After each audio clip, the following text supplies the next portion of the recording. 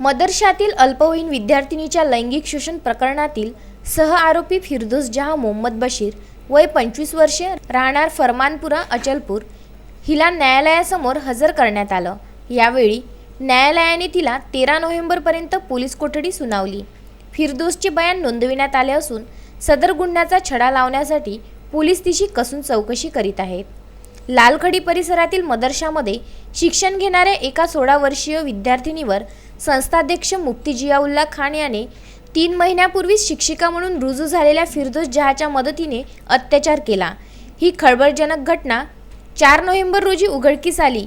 या प्रकरणी नागपुरी गेट पोलिसांनी मुफ्ती जियाउल्ला खानसह फिरदौस विरुद्ध गुन्हे दाखल करून त्यांचा शोध सुरू केला, परंतु दोन्ही आरोपी पसार झाले होते।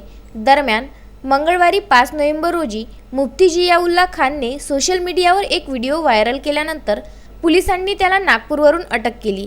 सध्या तो पोलीस कोठडीत आहे। Vidarbha news bureau, Amravati.